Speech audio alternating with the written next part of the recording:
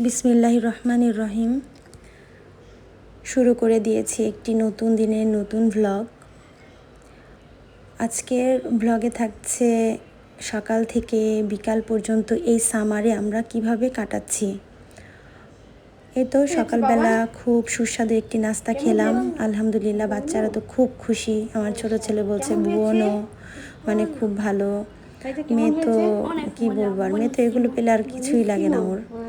তো যাই হোক, আমিও খেয়েছি, আসলে অসাধারণ হয়েছে, জাস্ট ওয়াও, আলহামদুলিল্লাহ। এরপরে দুপুরের জন্য রান্না কি করব সেটা চিন্তা ভাবনা করে রান্না চড়িয়েই দিলাম। আমার মনে হয় যে প্রতিটি গৃহিণীর কাছে এটি একটা মস্ত বড় চিন্তার বিষয় যে কি রান্না করব, দুপুরবেলা কি রান্না করব, কি খাবে। আজকে দিনটা রোদ, এই রোদ উঠেছে, প্রচণ্ড গরম, এই গরমে কি ভালো লাগবে। আবার বৃষ্টি আসলে তখন চিন্তা করি যে আজকে একটু ঠান্ডা দিন, তো আজকের দিনে কি ভালো লাগবে। সো আমাদের এখানে প্রচণ্ড গরম পড়েছে, প্রতিদিনই আমাকে ভাবতে হচ্ছে যে এই গরমে আরামদায়ক খাবার কি হতে পারে, কী ধরনের খাবার খেলে আমাদের একটু আরাম লাগবে, শান্তি লাগবে। আসলে গরম অতিরিক্ত হলে পেটেও খাবার কিন্তু হজম হতে চায় না, একটু গরম খাবার খেলে খুব কষ্ট হয় আসলে। তো যাই হোক, সব চিন্তা ভাবনা করে চিন্তা করলাম যে একটু করলা ভাজি করব। আর আমার ঘরে করলা সবসময় থাকে, আমরা খুব পছন্দ করি করলা। করলা ভাজি করেছি লাউ দিয়ে ডাল, এটাও আমাদের খুব most of the common food in my family. তারপরে একটু বড় মাছ দিয়ে শাক দিয়ে ভুনা করেছি।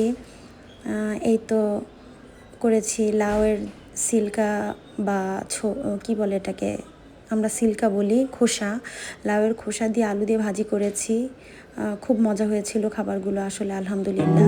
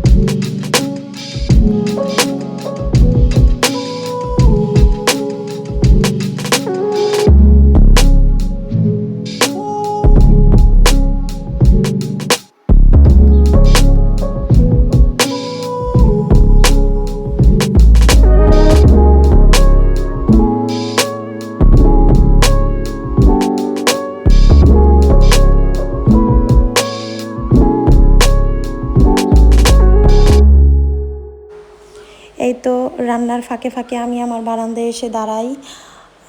প্রকৃতির যে বাতাসটা সেটা নিতে আমার খুব ভালো লাগে। দেখতেই পাচ্ছেন কত বাতাস, আলহামদুলিল্লাহ।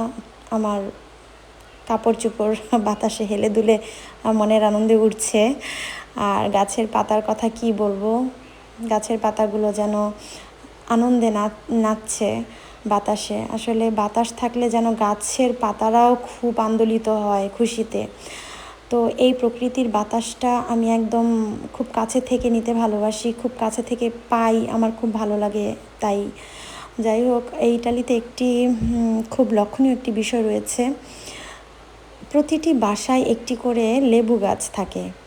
এই যে এই বাসায়ও একটি লেবু গাছ আছে এবং আমার বারান্দা থেকে খুবই কাছে। তো আসলে এই বাতাসের সাথে লেবুর পাতার একটি নির্যাস, আসলে এটা কিভাবে বলবো আপনাদের, এত ভালো লাগে।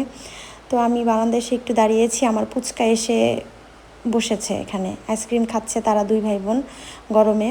তো যাই হোক, সমস্ত কাজ সেরে নামাজ পড়ে খাবার দাবার খেয়ে বাচ্চাদের খাইয়ে একটু আমরা বিকালে বাইরে গিয়েছি। আর এই সামারের সময় আর কোথায় যাব, আমাদের এখানে খুবই সুন্দর প্লেস বিভিন্ন জায়গায় রয়েছে। এই জেনোভাতেই বিভিন্ন জায়গায় এই মারের পাড় রয়েছে, মানে সমুদ্রের পাড় রয়েছে। সো আজকে আমরা আরেকটি জায়গায় গিয়েছি। এই দেখেন কি অবস্থা এখন সামারে ইতালিতে বলবো না, আসলে যেসব জায়গায় মার রয়েছে, সমুদ্র রয়েছে, সেখানে এই অবস্থা প্রচণ্ড